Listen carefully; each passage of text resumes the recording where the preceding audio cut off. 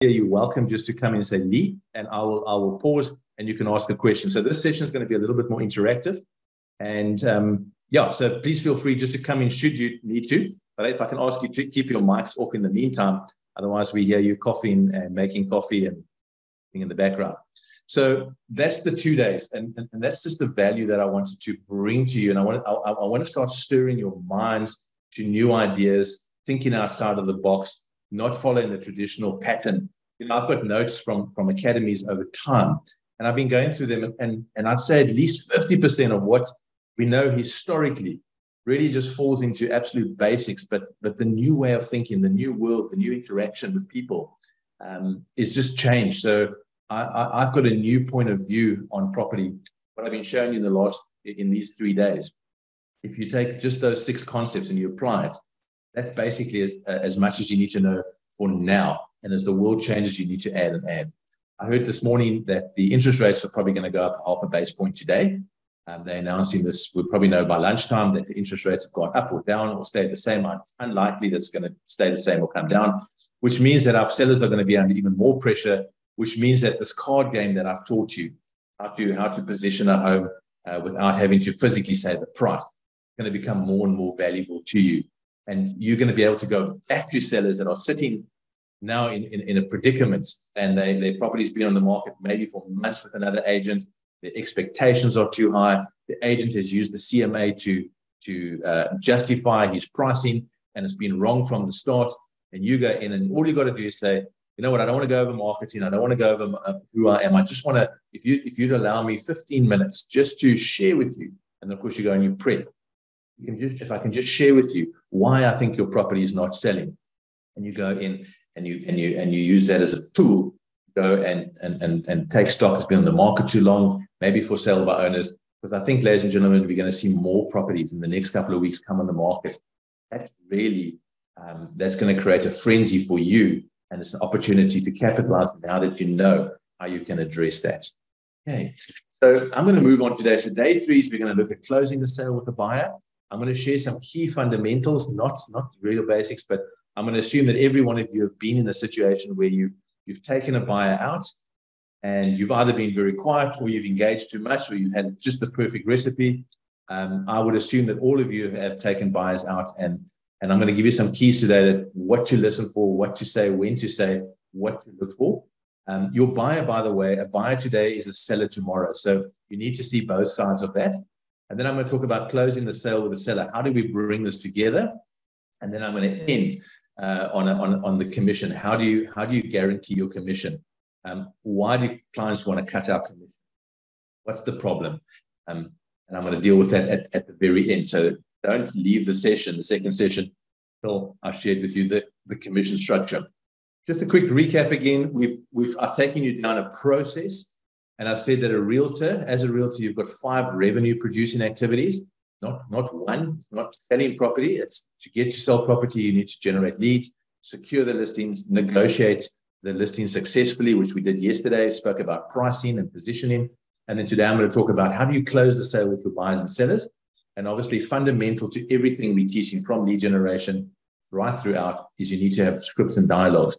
And I will give David a booklet on scripts and dialogues that you can use immediately. And again, go and customize them, rehearse them. And when you're in your agent suit, talk like an agent, close like an agent, and be an agent. Right. So if you never thought that you had multiple income streams, this is how you get to the main income stream.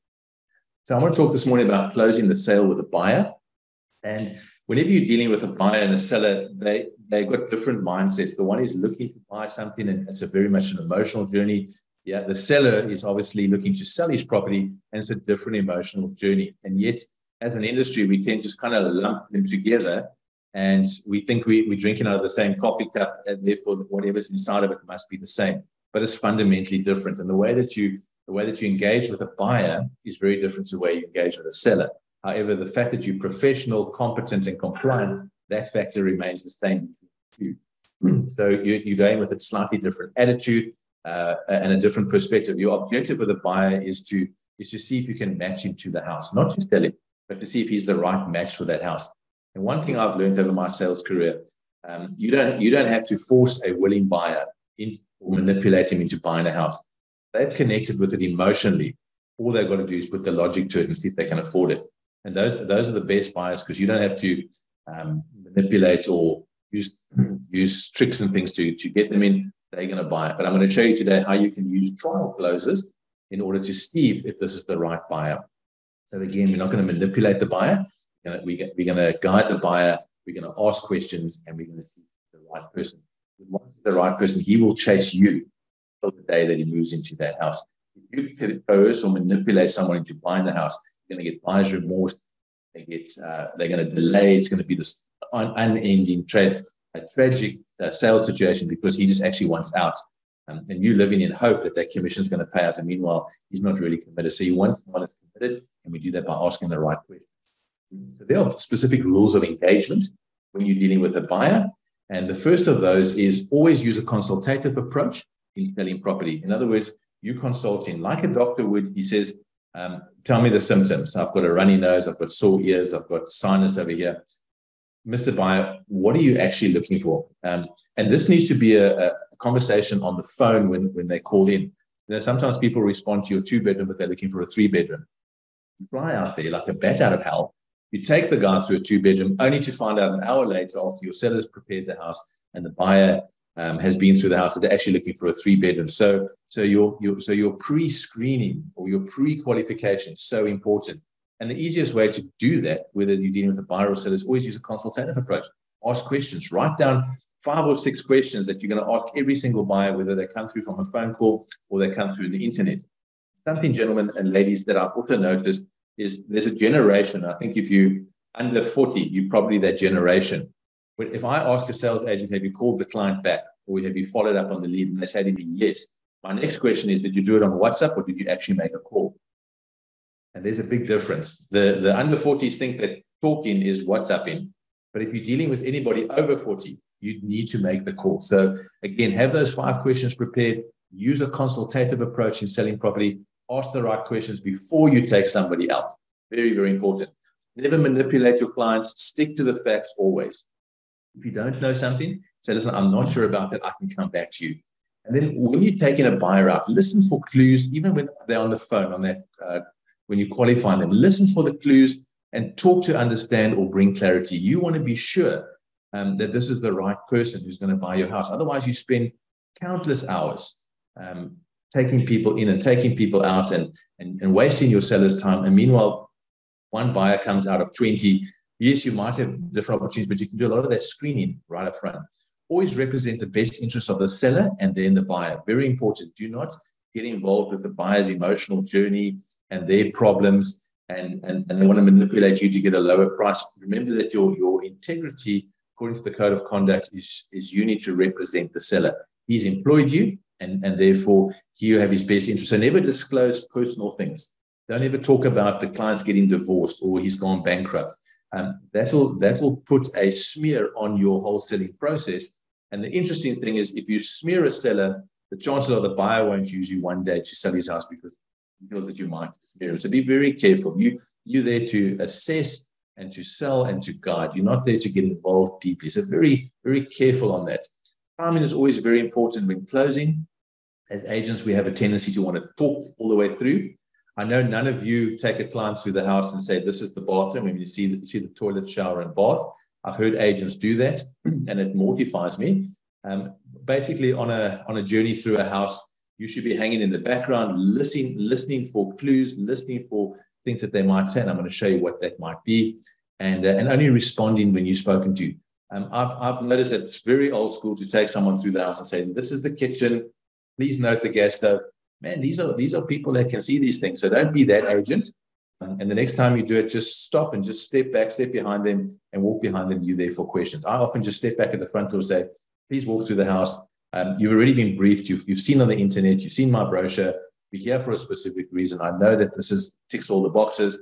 I'm going to be here for questions. Very important. Just be there to complement the process. Don't be a tour guide through a house. I mean, that's silly. Okay, learn as many closing principles as possible.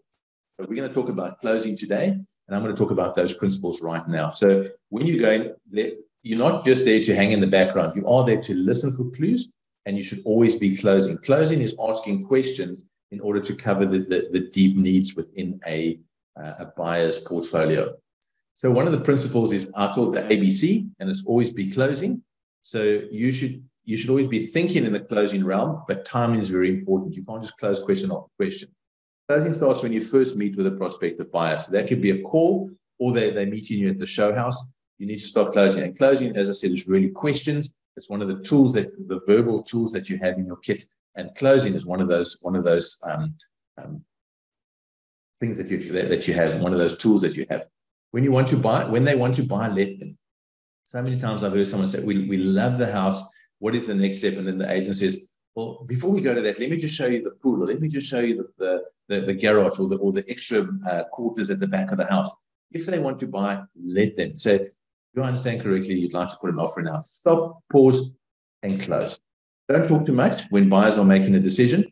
That's something that's come out of the stats from interviewing buyers post viewing. Is they said the agent just spoke so much we couldn't even really think. So rather be quiet and let them process and let them ask the questions. You're on their time at that moment. Use trial closes to guide buyers to a decision. I'm going to talk to you about trial closes. If you're new in real estate, trial close is very old school, but it's a series of questions that uncovers the needs of the buyers. You use this for sellers as well in order to determine what exactly they want. And so you can bring in these trial closes throughout your process. Watch for buying signals. I've had the privilege of sometimes taking somebody through. They've seen it on the internet. They're actually there to see if the house is standing, and they want to buy it. They've started to move their furniture in. They've started to move their furniture around. They've already broken out the sliding door and built on the new room. Those are all buying signals. But if you're talking, don't hear them. So you need to be listening more than you're talking, and then responding when there's something affirmative that you want to clarify or you want to agree to. Only close qualified buyers. So your qualification process starts when you first meet them. You're going to ask them, is this the right house for you? I take it you want to buy a house, and these are the things that you need to clear up. Usha took you through the pre-qualification process. And if you pre-qualify a buyer today, a lot of your bond originators work like this. The first thing you want to do is how do you know you can afford this house? Or have you got a pre-approval? Pre-approval clients get an advantage when buying a property. If I take somebody out and they've got to sell a house, and the other buyer is qualified through Uber or one of the institutions, he gets first preference. Even if his offer is slightly lower, he gets first preference because why? The check is already written. They're just looking to give it to someone. So always close qualified buyers, and as far as possible, try and work with qualified buyers. Anybody else that's not qualified, it's actually your fault because you haven't qualified and you waste a lot of time. So there are different types of closing questions. So again, if you're new, this might be new to you, but this is the key to your conversations. All right, you're not going to talk about the rabbit and the hamster and the weather and the politics. Never get involved in politics. Never get involved in the weather. Weather is the shallowest form of conversation. Rather just they're on a mission. Husband's probably quite irritated. He's been dragged out of work because honey saw the house and she loves it. So you're going to have to listen, and you're going to have to start asking questions. So there's two types of questions that you can ask, and they come as open-ended questions. So you're going to, and this is where you should spend a lot of your time. Open-ended. It requires the buyer to think and respond openly. One of the questions you can ask is this your home style, or is there something different you have in mind? You can see that they're kind of humming and hawing. They've walked in, the husband's hanging back, the wife's walking through. You could turn to the husband and say, is this your type of home, or is there something different in mind? He then has to respond. Okay, and you ask in the most sincere way. No, he says, no, we like this home, but especially the private outdoor area. Oh, is this your home style, or is there something different you have in mind? No, this is perfect. We like this home, especially the private area. So that's an open-ended question that allows you to discover, is this their type? Is there something else? What do they like about the house? You could add to this, say, is it just the outdoor area, or have you noticed the beautiful new bathrooms that have been redone? And so you ask open-ended questions. Be careful, but there is a place for it to ask closed questions. This requires the buyer to answer yes or no. So you might just say, is this your home style? And the husband may just say no. Now you're kind of at a deadlock. The next question is, could you be more specific, or could you tell me what you don't like about this house? You're uncovering the needs. You're not closing at that point. These are just types of questions that you're going to ask in order to start trial closing. The next part is when to close. So someone might walk in the house and they absolutely love it, and you still want to run through all the fittings, fixtures, and features, and you realize this lady is so hot. She's seen 20 homes. This has just come on the market, and she wants it. You need to look at the mood. You need to read the room, and you need to look for an acceptance. Once they start, a lot of clients will just close themselves, and this is called timing. So be very careful that if they're closing you, that you don't go on a rabbit trail and start dealing with fittings and fixtures and problems in the house. Listen to the question. We'll deal with those other things afterwards.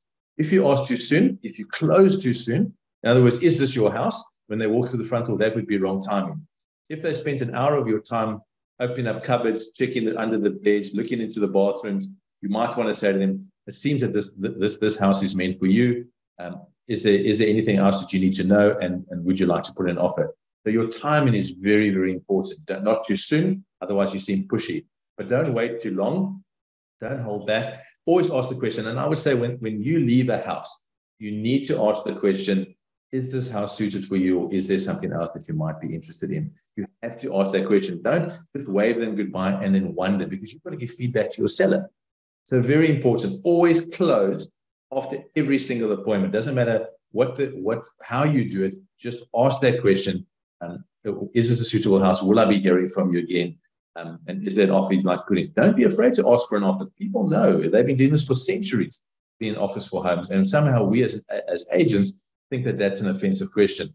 I've noticed that some of the most assertive people, I don't want to say pushy, some of my most assertive agents are my most successful agents. And when I used to go out on the road with them, I used to be horrified that they were so direct, and yet they were the closers. Don't be afraid to be direct. You can be direct and you can be nice at the same time. So when you take a buyer out, he's going to give you buying signals. That's a given. The problem is we don't always know what those buying signals are. So you need to, if you're quiet and you're listening and you're hanging out in the background, so about 2 meters behind them, you'll hear the buying signals. And every one of you, I'm sure, has experienced this. The thing is, do we close on those buying signals? And if so, when do we close?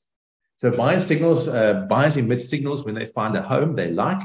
In other words, they get very excited. Sometimes the men will go very, very quiet. Some of my strangest closes have been where I could not read the man because he didn't want to commit in front of me. He knew his wife liked it, and he's one of those guys. He just wants to get home. He wants to confirm with his wife. He doesn't want to do it in front of the agent.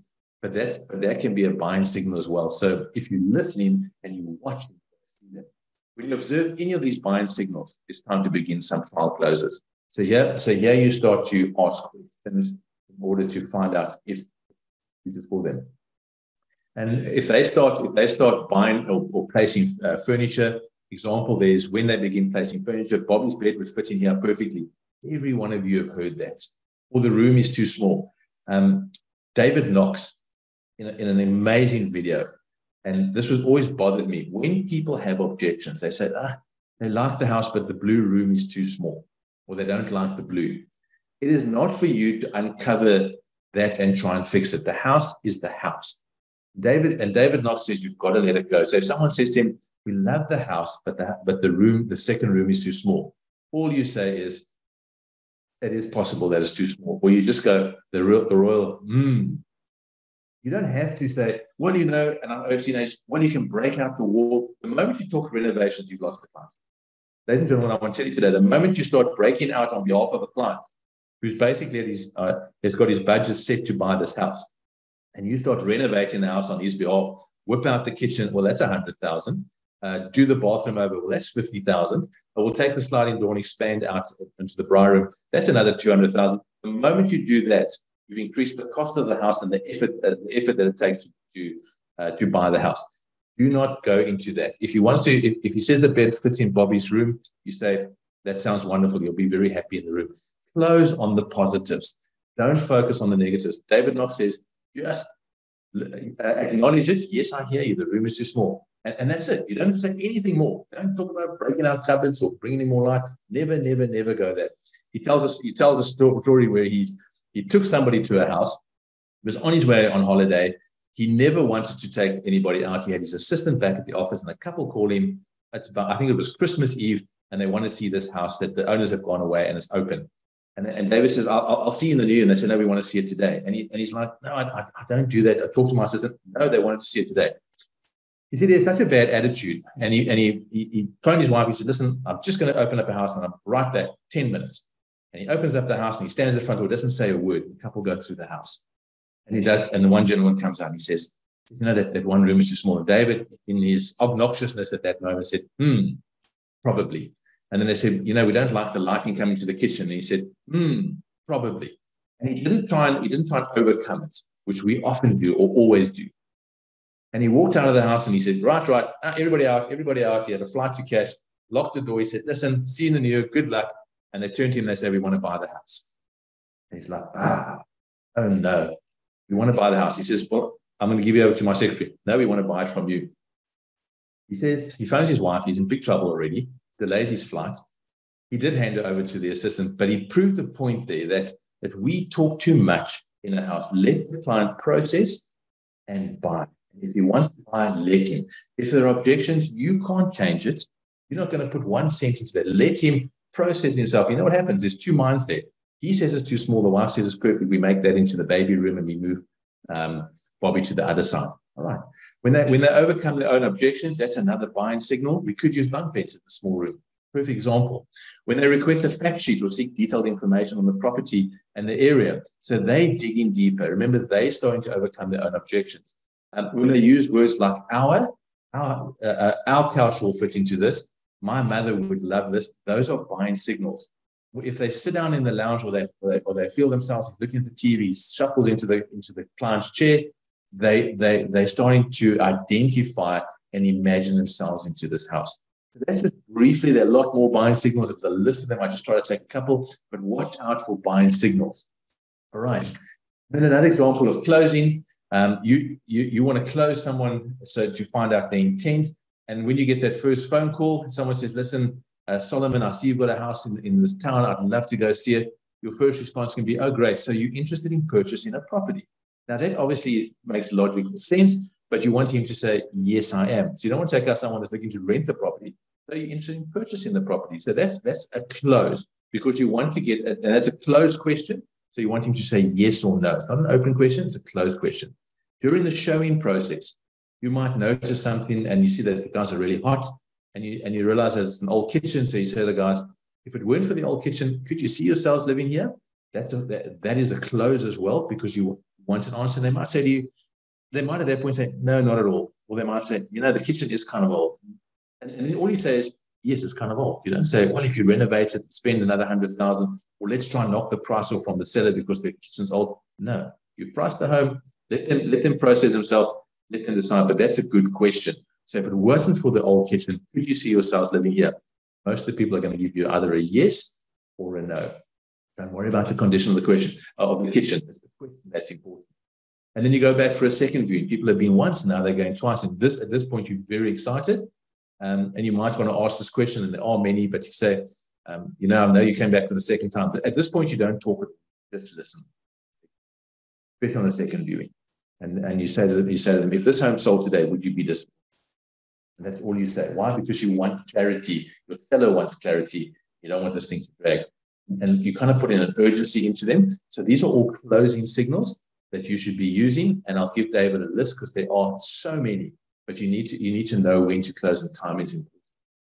All right. And then, of course, we do the trial close. These are the ones that are not as direct, but you bring in clarity to the situation. And during the qualifying process, and this you'll have to learn. And again, timing and the way that you present it is very important. So one of the ways I can help you determine if it's the right home or not is to ask you to buy it.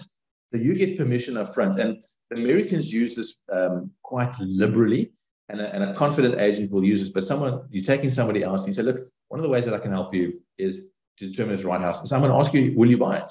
And will that be okay? You ask permission. And they're going to probably smile at you and think you're kind of pushy, but that's okay. And then the next question you ask them is, if we found the right home today, what would you do? Would you buy it? So you want to know, are they serious? Are they urgent? Or are they just lookers? The lookers are the worst, because there's no urgency. They're living with mom and dad. They're looking for that bargain. They've got endless time. You don't want to invest too much time into those people. You want to put them on your database and stay in contact.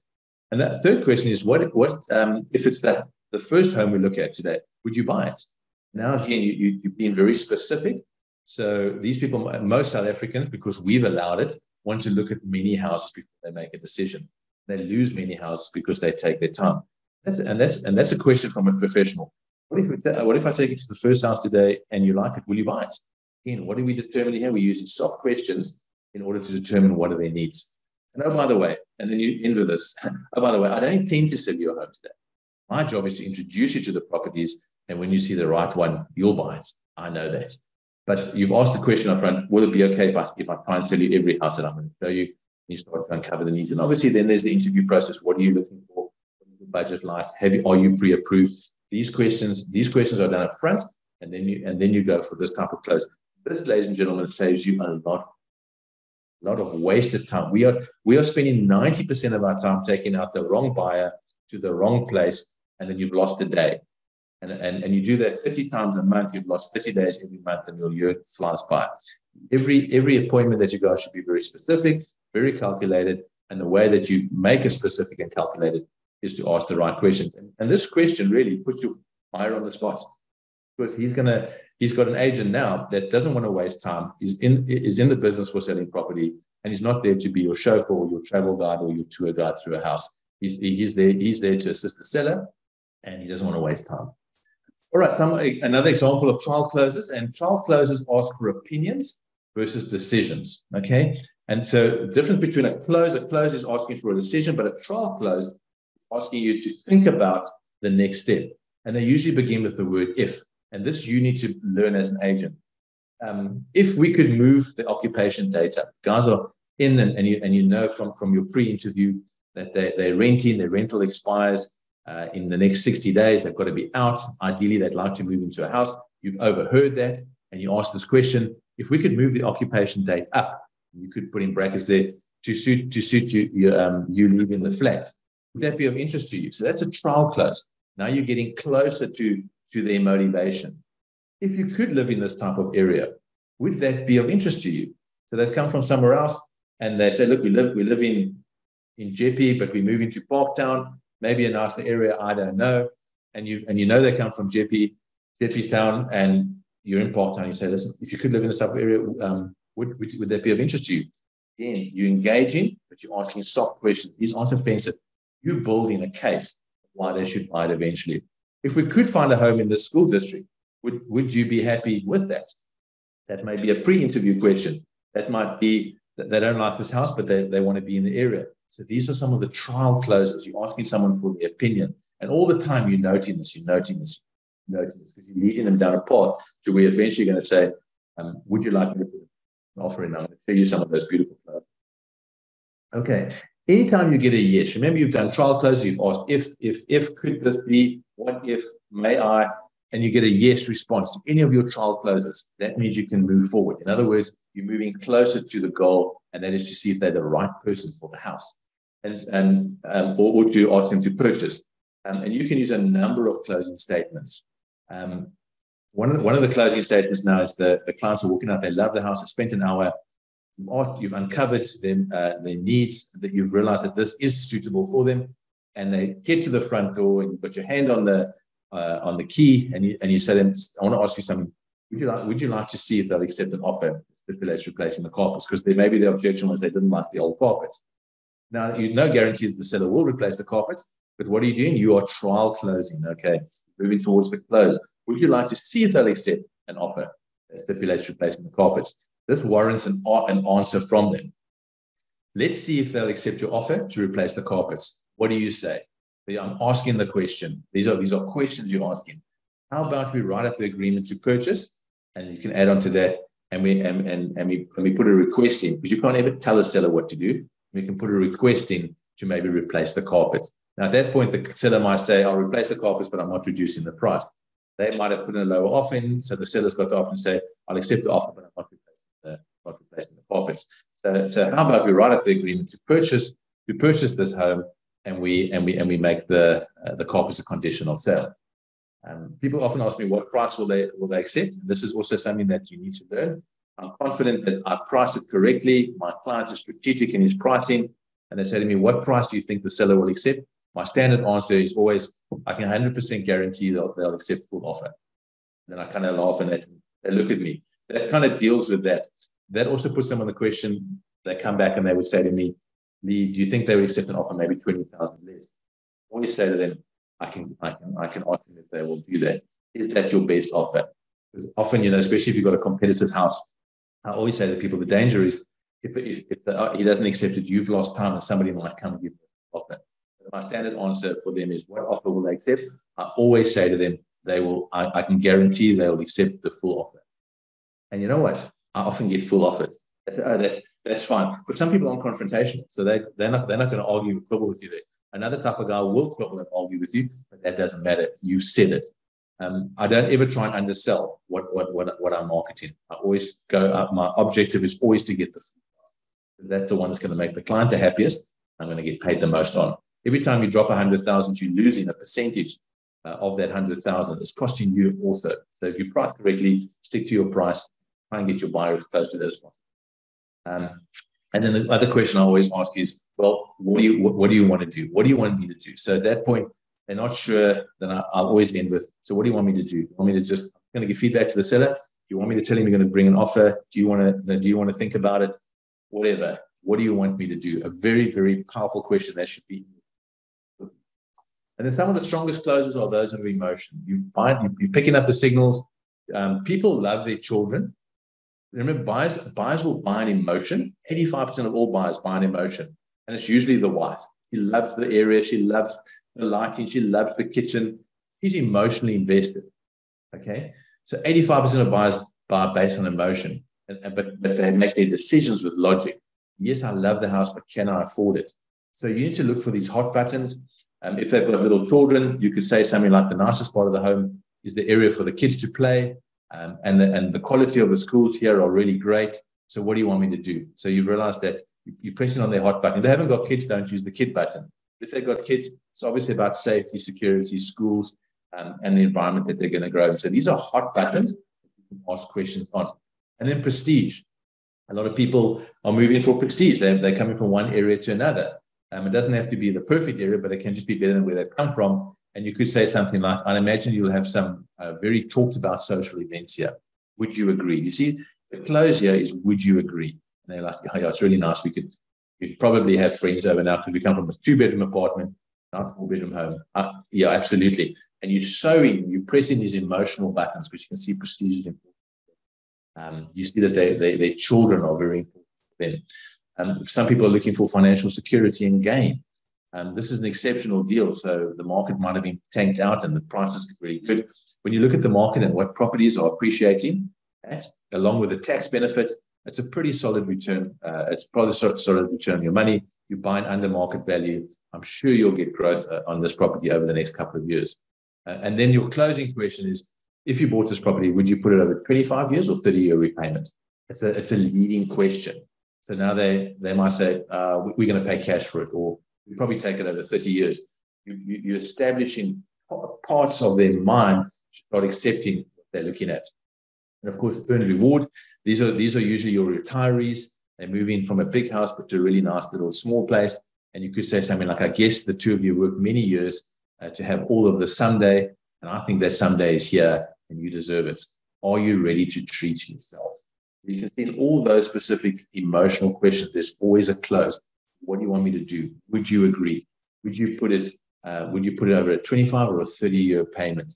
And are you ready to treat yourself? So look for those emotional buttons. For some people, it might just be getting out of an area where there's a lot of crime. So you're going to focus on safety. That's another emotional button. I'm going to focus on this safety.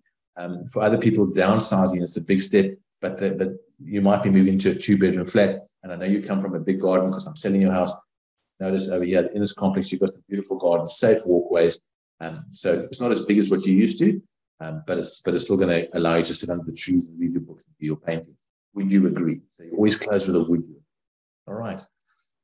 And then if you want to close, and we're coming to the end of the section, closing, keys to closing on a high, very important. And these are 8 keys that you must take notice of. And again, they're going to trickle down into your head and you're going to start applying them. Listen to your clients carefully for positive affirmations. We love this room. We like the kitchen, like the gas stove because Eskom is always out. And the husband says, I like the braai area. Right now, we haven't got that. So look for those positive affirmations. And then he would say something like, the kitchen is beautiful, isn't it? Or the braai area can accommodate 20 guys for your rugby day. You're going to have a great time here, wouldn't you? So look for those positive affirmations. Only respond to the positive affirmations.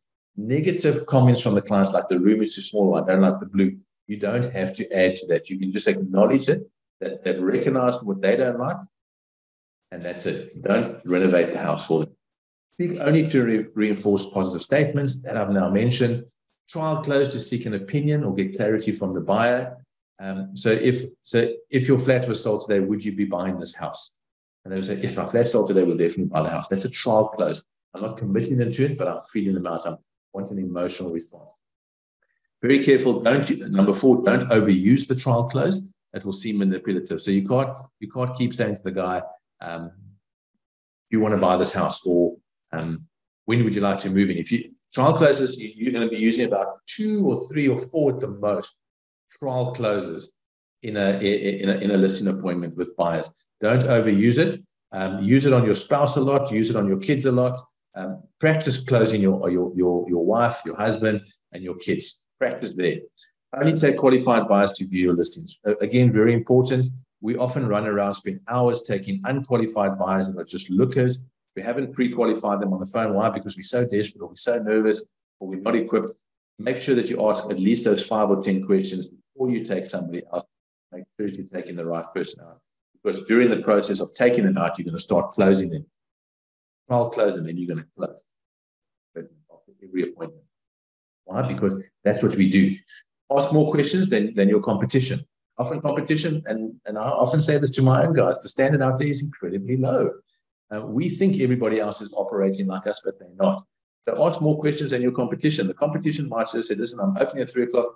I'm going to take you to the house. And the green company said absolutely nothing. They're really just trying to get feet through the door. Whereas you've actually tried to uncover their needs, realize, waste your time taking them to a 2-bedroom because they want a 3-bedroom, but they're willing to look at a 2-bedroom just in case. No, don't take them to the 2-bedroom. Wait until you ask more questions than your competition. People are never offended by questions. Always close after a viewing of a property. I see that you're really excited about this. You confirm that you like the dry room and you like the kitchen. Can I ask you directly, if everything was perfect or if the circumstances are right, would this be a property that you want to put on? You want to know that before they leave. Don't let them come back to you. And if they say we're going to come back to you, they say, fine, I'm going to call you tomorrow morning and I'm going to ask you the same question. Would that be okay with you? It would. Thank you. So tomorrow I'm going to give you a call and ask you if this is the property that you would like me to put. Go for those closes, forward advance, keep moving forward. Number 8, stay positive. If you're not excited, the buyer's not going to be excited. Stay focused. What is the focus? It's the mission to sell this property to the right buyer, because the right buyer can afford it. The right buyer circumstances will line up with the seller's expectations, and everybody's going to get paid. Keep practicing your closing. In my early days of real estate, I read a book by Tom Hopkins called How to Master the Art of Anything. And that was your very old school. They used to sell encyclopedias and Bibles and pianos and aluminum siding. So they came out of a generation where they were hard closers. In fact, it was almost annoying. But the principles remain the same, because closing brings clarity, both to you, to the buyer, and obviously to the seller. So closing has to be part of what you do. Right. And then my last thing is, people often say practice makes perfect. We're talking about scripts and dialogues, but no, perfect practice makes perfect. So you need to be practicing all the time until you've got it perfect. Practice those trial closes, I say, on your friends, on your family. I often say to my kids, it would be in your interest to clean up your room so we can go to McDonald's, wouldn't it? Now that's a close. I'm giving them an alternative and I'm closing them. Practice your closes, ask a question at the end, make sure it's relevant to the situation, and you'll find yourself moving ahead faster in your selling process. All right. Now, Dave, I'm going to pause it. Did the sound come through, Dave? It seems to a little bit. Try it again. It seemed to a little bit. It wasn't long enough for me to see. Okay. I'm gonna play it. It's just a funny video before we go into the next section.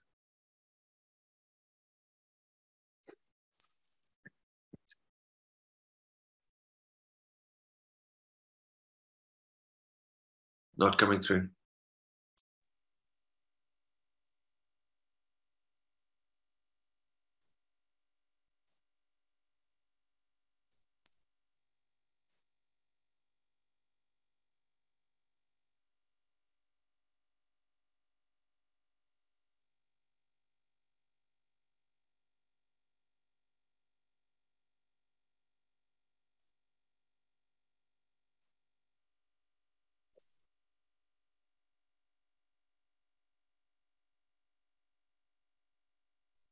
Ali, there's no sound coming through this time.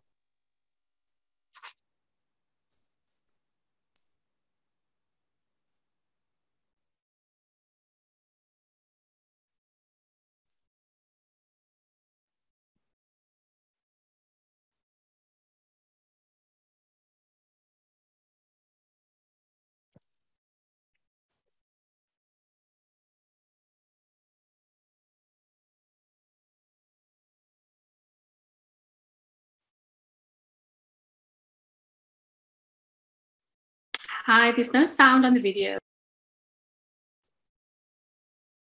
There's no sound. Okay, could someone just give me an indication? Is there no sound? No, there was no sound on the video at all. Oh, that's terrible, because that is one of the funniest videos. I'll be honest, I do not know how to get the sound to come through. Do you happen to, You can maybe that we can look afterwards. Yeah, I'll send the clip. Basically, it's an idiot agent that doesn't know his property. He's focusing on the minors. He's talking all the time. He doesn't ask questions. He asks the wrong questions. He's not listening to the buyers. And eventually the husband just leaves and says, listen, he's going to nip back to the car. And of course, the agent starts to flirt with the lady. And he's an absolute dimwit. And the whole advert really goes about, if you deal with Tucker Real Estate, you won't be dealing with the dimwits. Obviously, he's trying to say that the industry is quite dim. But I will get that video to you, Dave. I'll actually send you the link in the clip now on our break. Sorry about that, guys. Again, I don't know how to get the sound. I'm used to working on other platforms. So, ladies and gentlemen, that just brings us to the part of the closing of the buyers, taking them out, pre-qualifying them, asking questions, listening. Anybody want to comment on that right now? Do you operate like that? Is this a revelation? Could this help you in your business? Maybe just some feedback quickly.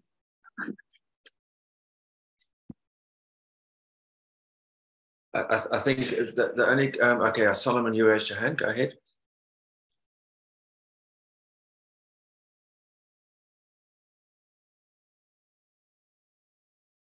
Go ahead, Solomon. Yeah. So Lee. Yes, Solomon. So I've got just one or two questions there. So you are in the appointment, and the signals that you expecting are not clear. And then how do you do your follow-up specifically with your questions? At that time, the person is gone. So how do you do that? That's the one question. And then the other question is with all of these questions, would you advise a group viewing of 3 people, and then how do you win with show houses as well? Because these skills are so good in such a way that if I'm doing a show house with some help of other agents, but they're not yet at that space where they've cultivated these skills, how will I be able to deal with that? All right, so 2 good questions there, Solomon. The first one is how do you engage with a client that's not giving you buying signals? Let's go back to the beginning when they first phoned you to view the house. I think at that point, so what you're really saying is, it looks like the client's wasting my time. So let's go back to the beginning when you received the first call. The first call is basically a pre-interview or a pre-qualification of the buyer. He likes the price, but he doesn't know the area. You want to uncover those before you take him out. That'll help you save time and also avoid an awkward situation at the house. Now, just getting people through the house isn't going to sell the house. Obviously, getting the right people through the house, that's what's going to sell the house. So we often take a lot of I want to say spare parts with us, just because we want to seem like we're busy. And busy is not the key. Smart is the key. So that interview starts when he first calls you. And remember, I said to you, you can ask him, oh, so you want to buy? I see you want to buy a house, and then be quiet. Yes, we want to buy a house. And then you can ask the question: if this house suited you, if I took you out and this house suited you, would you be in a position to buy it? And that uncovers the question: does he qualify? Has he checked his finances? So these are the kind of questions that you need to ask before you take out. But let's say your manager sent you out now. You arrive at a house. You had no pre-interview. You're going to start the pre-interview process almost at the front door. So before you open up the front door, you're going to ask similar questions. I'm glad you're here today. I take it that you're going to be buying a house very soon. Yes, we are. May I ask you, this is a 2-bedroom house. Is this the kind of house that you'd be looking at? And if you like this house, would you be wanting to buy it? You see, would you be wanting to buy it? Cuts to the card chase, because they know when they walk out there, you're going to sell this house either to them or somebody else. So use your questions to get clarity on that. And again, saves a lot of time by pre-qualifying them. But your open-ended questions, and that comes to that thing. If a client is closed, you're in the house and he just seems really closed, the husband doesn't want to be there, he's irritable, the wife's walking through the house, step aside, stand next to the husband and say something. It's hard work trying to buy a house. It's not a conversation. You don't seem invested into this property. Are you here because of your wife? Be direct with him. Or are you guys serious about buying a house? You don't engage him. Get him on your side. You guys will walk out there shaking hands, maybe patting on the back. But again, use open-ended questions to get an answer. Be careful of closed-end questions. Don't ask him, does he like the house? Because he's going to say yes or no. You might want to say to him, if you want to buy this house, what is the thing that you like most about it? And he might say nothing, in which case, you know straight away this is going south. So ask open-ended questions to uncover hidden needs. Okay. And then Solomon, as far as a show house, hard one if you've got an agent there that's not trained and not skilled. Generally, a rule of thumb is your show house is an incredible opportunity to meet buyers which become sellers. I wouldn't outsource my houses to an unskilled agent. It just doesn't make financial sense. It's like putting your daughter in charge of your accounting. You just don't do that. What you could do is, and we do this in Cape Town quite a bit, we don't have these 2 to 5 show houses anymore. We have a show house from say 2 to 240, from 1 to 145. It's clearly stated on our adverts. And if we've got 3 or 4 show houses and we want to capitalize on the day, we'll run them for 45 minutes, close, next one, close, next one, close, next one. Because remember, you get your shoppers, but you also get your people that are specifically looking. They have usually called you on the Friday, and you book them for Saturday or for Sunday, whatever show house you do. We actually find that Saturdays are often better in the afternoon than Sundays, but we also find that an open house in the middle of the week for 1 hour draws a crowd. So I will often have on a Wednesday between 5 and 6 in the winter, and maybe 6 to 7 in the summer. We have a 1 hour open house. It's very clear, and we have people coming through that way. I get to engage with the clients. I get to ask the question, and I get to close. So there are the exceptions, but as far as possible, try not to outsource your show houses. Rather have shorter show houses, and you keep control. I hope that answers your question. Yes. I think I come out of the generation where we'd open up a show house at 1 o'clock and sit there till 5 o'clock. And we never had cell phones in those days. Absolutely boring. We have noticed that now that we have 1 hour show houses, and by the way, most of the agencies here are sort of 45 minutes, and it creates an urgency. And I remember being in Australia and going and looking at show houses, and they have sort of 25-minute show houses, so it's 2 in an hour. And I remember arriving at a show house, typical South African, show up there, lekker lax. The guy was packing up, and I said to him, do you mind if I just run through the house? And he said, no, not at all, sir. You can follow me to the next house. I'll tell you about it, but I'm opening down the road. He had an appointment there, and that's how the Aussies do it. 25, 30-minute appointments, show houses. You're there or you're not there. They don't run around you. You've got to chase them. And I believe that's one of the ways we're going to lift this industry, is we need to start putting the urgency back on the seller, because we've created the buyer. We've created a very lazy industry where people know they can still have lunch and roll in at your show house at 5 to 5, when you basically haven't had lunch, want to get home, and you spend 4 hours unnecessarily at a home where you didn't have any planned appointments. I would say start going on appointments only. Show houses are great for attracting new sellers, and that's really the vehicle for it, but don't outsource it. Keep it close to yourself, and the revenue stays yours. Anybody else? Andries? Lee, I had Yes, a situation. I had a situation in the Omonde View property where the mother and the son and the son's wife came to view the house. So going through the house, the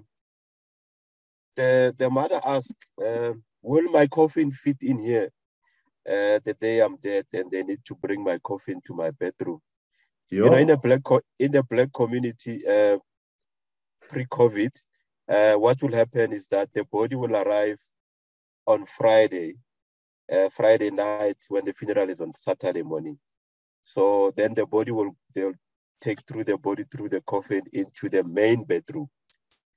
So sometimes it's a struggle to find out the coffin or the casket is bigger than the space provided, and it becomes a big issue. So I did not know how to respond.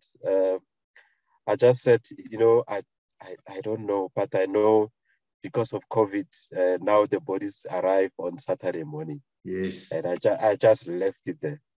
So yeah, one of those questions I did not expect that at all. So yeah. So Andries, what do you say to that? Andries, I got to be honest, I haven't had that question before. This is the first. But Andries, it comes down to what David Knox taught us. Those are what they call subliminal objections. Firstly, the mother-in-law was probably not buying the house, the kids were. And she's asking a question. It's actually a rhetorical question. She doesn't expect an answer. She's actually processing in her head. And again, you don't want to get involved there. You could ask her the question, I'm not sure. What do you think? And push the question back to her. Or you just say, that's an interesting question. I'm not sure, because coffins differ in size. But don't go down the rabbit trail of trying to overcome that objection in order to sell the house. Okay. Firstly, the question in your mind should be, is she the decision maker, or is she the bossy mother in the background that's preempting something that may or may not happen in the future? That's immaterial to selling the house, because behind her, you've got 3 or 4 buyers coming. So be very careful that you don't just deal with someone that's not the decision maker, but that you don't go down a rabbit trail of a question they've asked which you can't answer. And that's a question as an agent you can't answer unless you've got the measurements and do you really want to go there? So I would just bounce that back at her, smile, and maybe sit her on the couch while the kids are looking at the house, because it sounds like they were the buyers. Don't get involved in silly questions. Just either go or interesting, or I'm not sure. What do you think? If you don't have an answer, ask them what they think, and they'll give you their own answer, or they'll just walk away. Okay, Andries. With all the requirements you have to learn nowadays as an estate agent, this is one thing they still need to put into the curriculum. Added into your curriculum is sizes of coffins and how they fit through doors. That's hilarious. That's funny. Crystal, I see your hand is up. Yes, so I have a question which I thought about this morning, and I'm meant to ask it. How do you deal with the easy situation? So you've now gone to the client and it all seems very positive and they're going to go with you, and then they say, oh no, but we've spoken to Easy and they've given us a flat rate. And then the worst thing is that Easy has also evaluated their property by like 300,000 Rand more than the actual market value. And then what do you do? Because a lot of Easy's properties, they are evaluating much higher than everyone else. But clients don't seem to see that they're staying long on property 24 and private property, and then it starts to get reduced. So they're not, it feels like they're just doing that to get the deal. So they're beating all of us on that point, but then struggles with the client. But how do you handle that situation? Okay, Crystal. The first thing is that the easy model is one that the seller has to basically take responsibility for the viewings, the condition of the house, and their show days. So there's very little investment from easy back into the seller's life. So it's not really a great system for the seller. They go with that because it's low commission, but at the end of the day, they overprice the homes and they don't end up selling at the higher price in any case. So you can see the flawed system. So armed with that knowledge, you might want to become skilled in coaching that specific seller, not as to the flaws of easy, but as to the benefits of what you offer. So that's a distinction there, because ultimately you want to sell the property. My second thought is, these are obviously open listings, or are they exclusive to easy? Does easy invite you? No, they don't invite us because they don't want to do joint or open with anything. It's just like on the one hand, basically I was there first with a client. She then got a recommendation that easy now is a flat rate, and then she called them in as well, and then they wanted it. Then the client insisted, okay, she's going to do a joint, but then easy went. So I negotiated a rate with the client, exactly what the house would go for sale, and then the next thing I see easy is on Property 24 for 300,000 rand more. But isn't that to your advantage? They're overpricing. You've got a higher commission, and you honoured an agreed lower price. You've got an advantage there, haven't you? We did, but then client insisted that we go in on the same way as easy then. No, you see, that's where you've got to be very clear on your value proposition. You're dealing, sir, with an internet company that doesn't put out resources and doesn't pay office space. You don't have to knock them too hard, but you can say, sir, if I'm going to bring you an offer, I'm worth this. This is what I'm going to be giving you. I cannot work on easy's commission. I'm sorry. And then and I'm going to show you when we do the commission section why it's so important to know your worth, show where you're adding value, and get paid for adding the value. So when you're up against easy like that, if the client said to me, I'd say, look, when I bring a buyer and you accept my offer, that's my commission. You're not going to cut me over here, and I'd agree with that up front. So if he wants to take a lower commission company at a higher value, that's his prerogative. But on a joint mandate, you've got your prerogative as well, and you need to look after your interest. At the end of the day, the goal is let's sell the property. And I tell you now, the seller will line up with you when it comes to you bringing a buyer that's qualified, that can move in 30 days' time. He'll pay you the commission. The problem is we try and align ourselves with these low commission companies, and that's our first mistake. We're not in that league. Otherwise, go work for easy if you want to do low commissions. And obviously you don't want to. So you overcome it by standing your ground and making sure he understands your value and your worth. All right, and I'm going to show you how to add value and worth at the end of the session. The question is that what I'm understanding Crystal saying is that easy's price is 300,000 rand higher. So it's not necessarily only a commission issue, it's more the fact that easy is valued at 300,000 rand higher, and now the seller... the client suddenly wants to get now more out than what they... Oh, I see.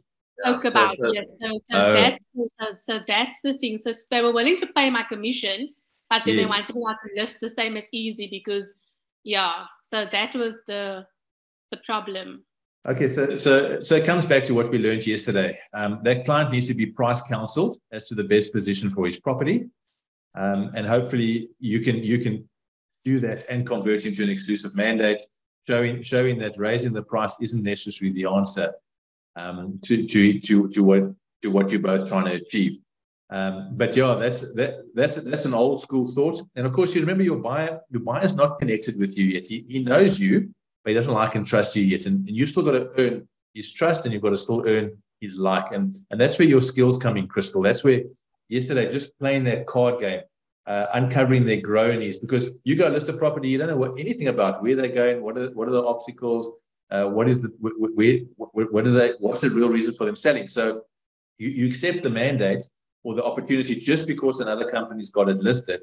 But that's only 1/10 of the work. You've got no connection with the client. So he doesn't see your value. He's just trying to get the best deal. You've got to build value before you can build trust. Once you've got trust, we don't have a problem with easy here in Cape Town, because they've basically gone into nothingness because they don't really sell the properties. The buyers and the sellers are very disillusioned. And we've overcome those low commission companies by just improving our service levels and our communication levels. Because the one thing with Easy, there's no communication, no feedback back, and that's one of your value propositions.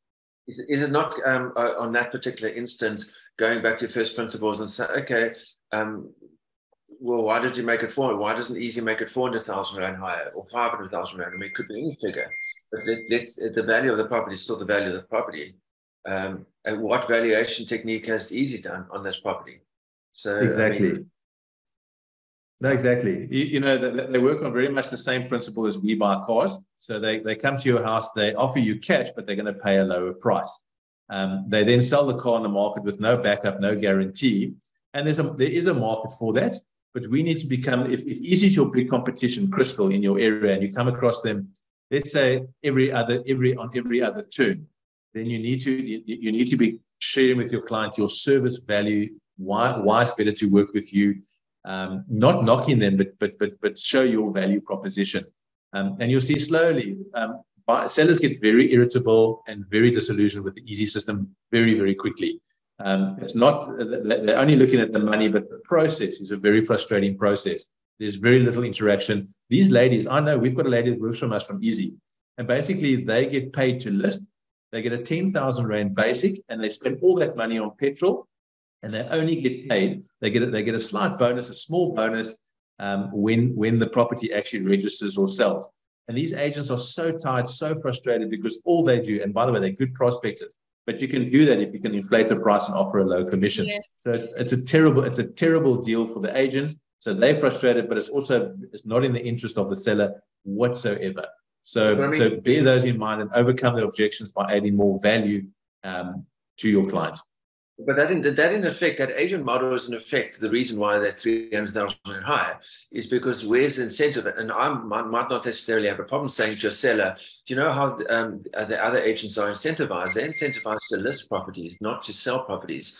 We're incentivized to sell properties. So let's look at this from a holistic perspective. What you want is a sold property at the best price. What the other guys are wanting is a listed property, and that's they paid for that. So let's look at it from where it comes from. So it might be worth, I don't know, Lee, whether it's worth mentioning that. I mean that's yes. No, you're right. You're right, Dave.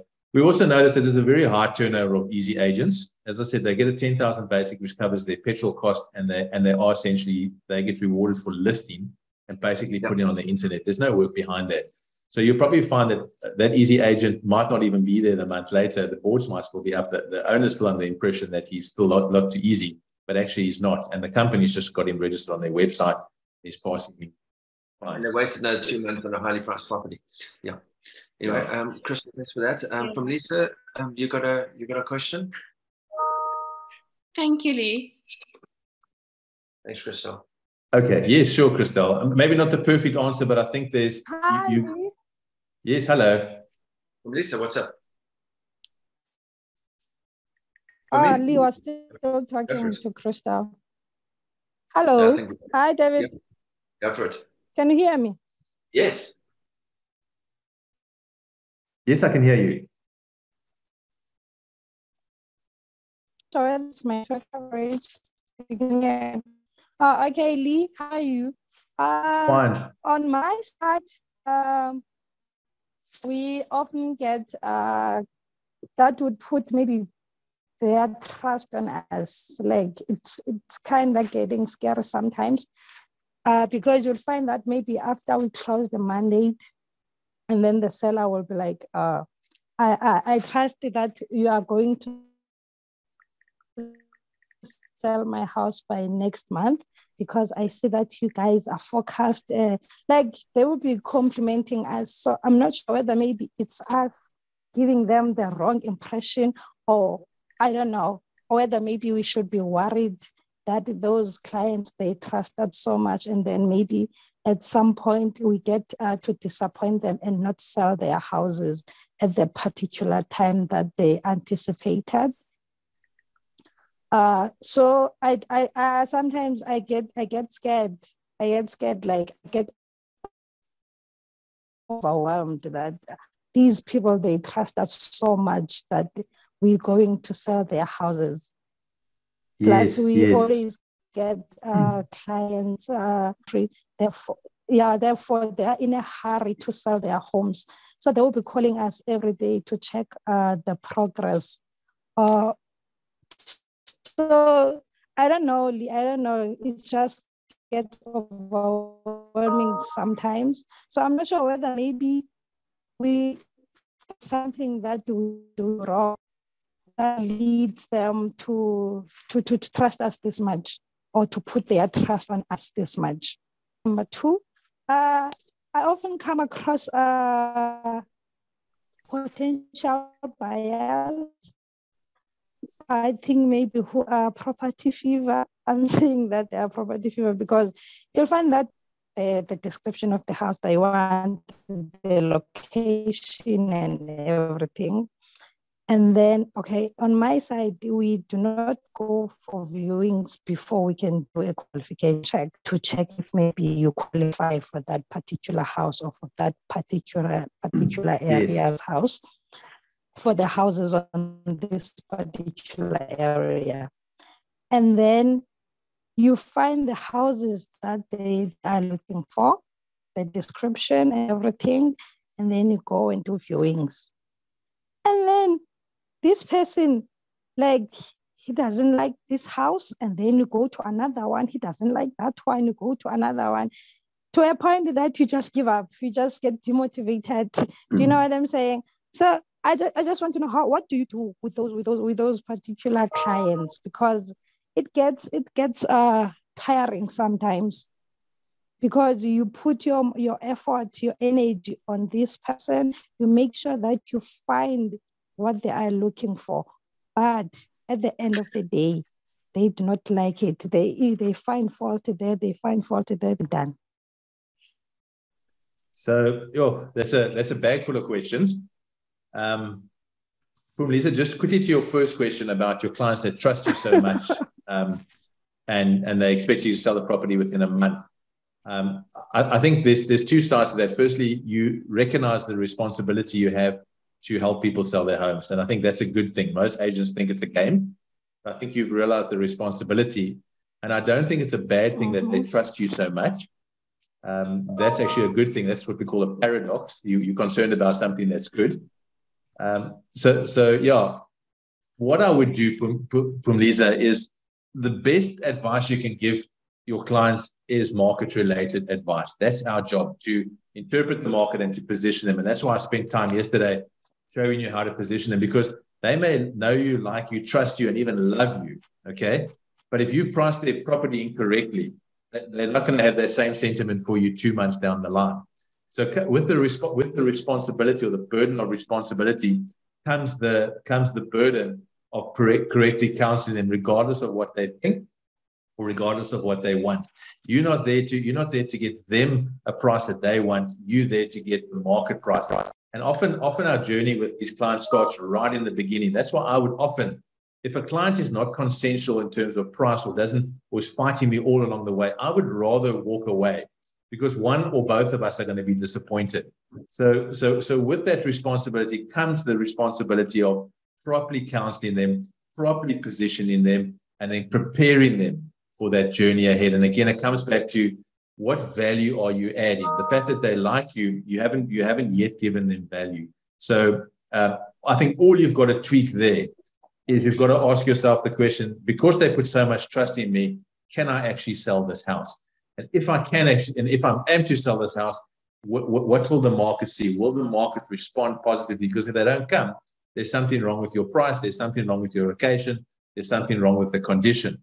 And of course, the way to adjust those things is through pricing. So you've got to constantly stay on your toes to make sure the best service I can get to my client is to make sure that his pricing reflects the value that the market's willing to pay. So that's on the trust issue. Don't worry that they trust you. That's a good thing. Yes, it is a big responsibility. I'm glad you've recognized that. That's a good thing. As for your buyers, my comment on that as well, knowing some of the background, some of the mandates, yes. I'm not convinced that the sellers are willing to be price counseled correctly. So obviously, I don't want to go necessarily into the detail now, which I'll have to chat with you next week, Phumlisa, on your mandates. But my concern is that the guys are putting pressure on, the sellers are putting pressure on, but they're also dictating the pricing. And that for me is that there's a disconnect there. So the pricing accuracy has to be there. There has to be a professional pricing, conversation. Otherwise, I would not take any pressure on from the seller at all. If you want $1 million and we know that the market is actually sitting around about the 900,000, then I refuse to take pressure on, because you can't make it possible happen in this market. So that just as a sideline on that particular point. Yeah. Can I comment as well? Yes. I've got a mandate like that I recently got, where there's always a background of that seller. There's always needs that they have at the back of their mind when they're actually busy complimenting you, and probably have had disappointments from other agents. So then they're trying to complimenting you by looking at some of the keys of the strengths that you have. But mainly they've got certain goals that they're trying to accomplish with everything, with the price, trying to connect with their needs and all that. So this client, I told them that, because they were saying to me, are you going to be able to sell this property for me in the next 30 days? And I said to them, I think I'll be able to sell it in the next 40 days, especially if this price is the right price. So I kept on pushing back to them, so I can actually start an opportunity to be able to educate them, because this person is a person that works with finances, they work with the bank, so they were what we call a know-it-all. So from a professional point of view, I do know that we still need to try to push back, so that we've got an opportunity indeed to actually present in front of them the real crux of what's going to happen with their property. Okay, so a very similar answer that what I give Phumlisa is that be very careful you don't confuse flattery with facts. They might be flattering you because they want that extra 300,000, but the facts are that property may not be worth it, and your responsibility is to find that middle ground. What is reasonable price in order for us to sell it in 30 days? Listen, if you want to sell in 30 days and you've got 20 competitors, you've got to be the cheapest house on the block. That's your way out. So, Mr. Seller, are you willing to compete against what's out there? But if you had 300,000 more, and again, use the cards, show the guy he's number 29 in the property realm, and if anything, he's not going to be the 30-day property, because the take-up rate for the area is maybe only 1 a month, which means there's almost 30 months of stock there. So don't. And Phumlisa, it sounds like your client also, they like you, but they're actually flattering you because there's more money if you sell it, but they're going to flatter anyone for more money. So the facts are, all the flattery doesn't sell the house. Only facts sell the house. And those facts are, am I priced correctly? Am I competitive? Because if I want to sell in 30 days, I need to be, as my friend Tim calls it, the shining penny. If buyers go onto the website, will I be number one on the website as the lowest price, offering the best value to move the quickest? But that's essentially what he's asking you to do, but his pricing is not right. So he's not positioned correctly, and you've got to show him the way to position himself. And it's the same for you, Solomon. Be careful of flattery versus facts, because it's facts that sell the property, not flattery. All right, Dave. Alethea, I'm sorry, I also interrupted there as well, but about buyers that don't seem to want to buy. Oh, yes, Phumlisa's one. Phumlisa, it comes down to that pre-qualification. Are they properly pre-qualified? Do you actually know that they can qualify for a 500, 600, 900,000 house? That's the first thing. Again, you're the professional. It's your responsibility to determine if he's a buyer. Don't take his word for it. Buyers are liars, and we say sellers are even worse. So the fact that he says he qualifies, ask for it on paper. Otherwise, you're wasting your time. And the other problem sounds like you taking him to a lot of properties. Yeah. Lisa, I'm listening. We do the pre-qualification check lead before we do the pre-qualification check before we can actually go for viewing, so that we know that we don't go there for mahala. We know that they do qualify for these houses. So to avoid good. So to avoid the mahala and your time is expensive, you need to ask him, if I take you to a house today, and this is where your open-ended questions come. If I take you to a house today and you like it, are you willing to buy it? He's making it difficult for you. He's taking a lot of your time. So you need to be very specific with him, and so he doesn't waste your time.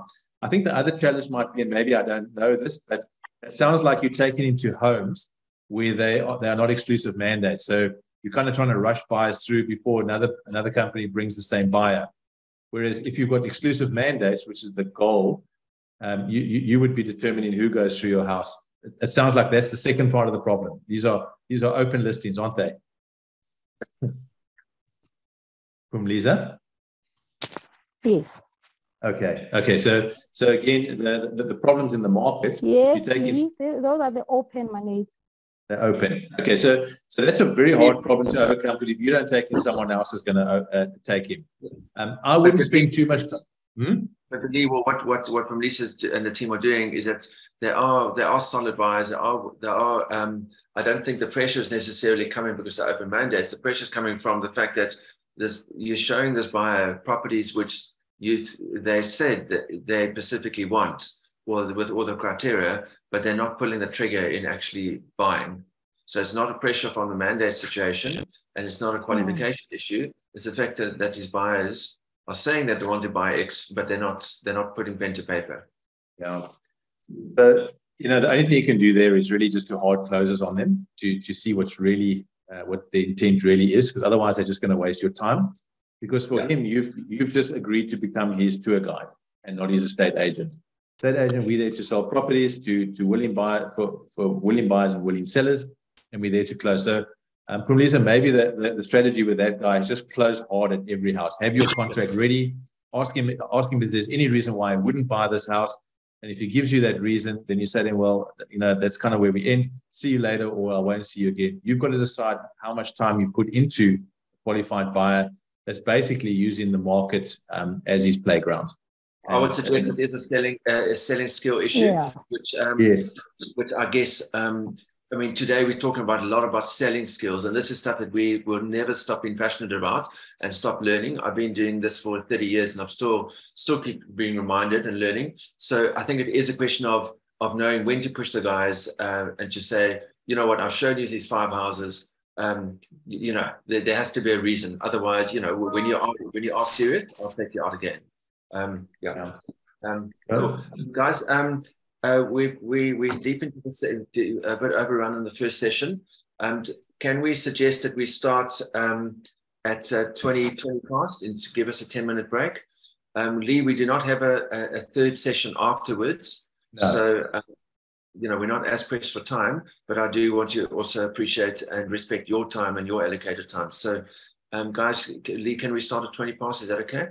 No, that's perfect. And the next session is the final session. There's 2 aspects I want to close on: how to bring the sale together, and I want to talk about your commission before we end this conference. So those are 2 things that I want to close today. So 20 past. See you guys just now. Thanks, guys.